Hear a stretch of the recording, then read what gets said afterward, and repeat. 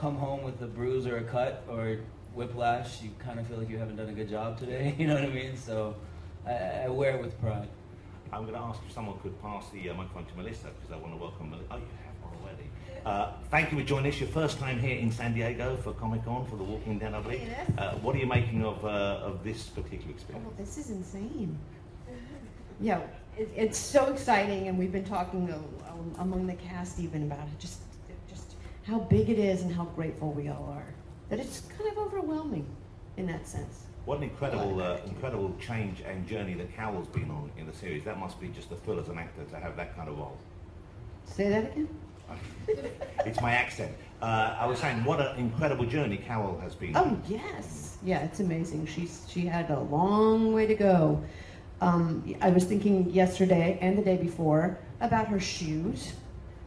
Her shoes in season 1 were these like open-toed, very loosely woven Huarache sandals. You could see her toes and things would stick to her feet, and she would sweat in them, and it's like walking on baloney. And she was having to carry Sophia up the hill to the RV when the zombies came out of the woods at night, and when the actress, picked Sophia up, and she's like 50 pounds or 45. I'm like, we have to do this scene over and over and over in these shoes. And it was like, yeah. So anyway. Yeah, and now she's wearing some really wonderful boots that protect her all the way up to here, and nothing can penetrate This them. is the kind of stuff you only get here at the Walking Dead breakfast. Okay. Also, that noise you made, that was a good noise for the duck king, if you don't mind me saying that. Yeah. Michael, let's welcome Michael Cudlitz, ladies and gentlemen. First time San Diego, Michael, I believe, is that right? Yeah, my first time in San Diego. First real Comic-Con, actually. I was part of New York last year, just to be introduced, but this is my first full Comic-Con experience with all these wonderful people up here with me.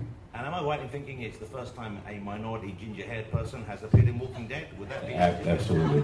This is a diversity thing going on here, Dale? Is that what this is? It's a mandate came down from AMC, I believe.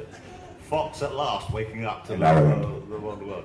Let's go to Michonne and Lauren. You guys you're kicking even more ass than ever before in this show, and I said arse in the English way, so that's ass for those of you who don't quite follow me. It must be, does it get tougher, or does it get kind of, are you in a state of fitness now where it isn't the issue anymore? I think it gets easier because you have to be ready for bigger weapons. I mean, I think it doesn't get easier, but you have to keep upping your game, so you kind of, I don't know. What do you think? What I love is that you never quite know how it's gonna come at you. You know, I mean, the script really varies up the ass kickage. So, you know, you can't really get comfortable in any particular methodology. You know, you have to be ready to pivot and learn something new pretty fast, which is, you know, keeps it exciting.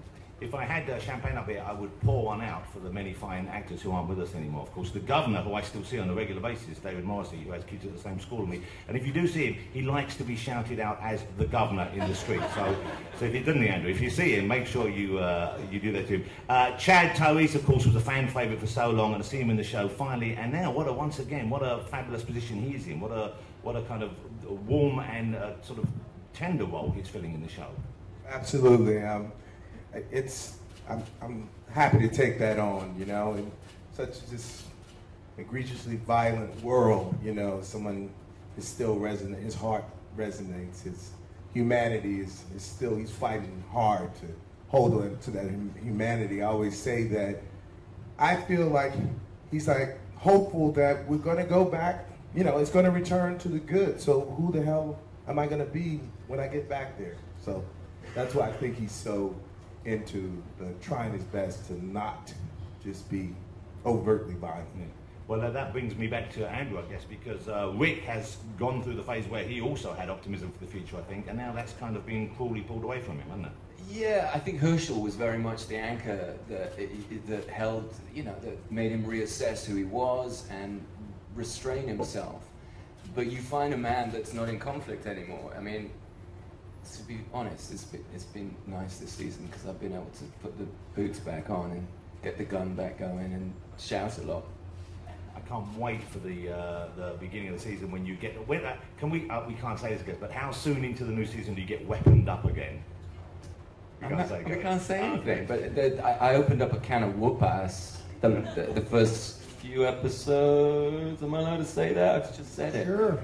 Sorry. Can't wait. Hey, Greg, let's ask you about the zombies. They're kind of getting even more stomach churning than previously. Yes. This is you getting stuff out of your system. What do we have to look forward to? And favourites and highlights in terms of the zombies in the last season?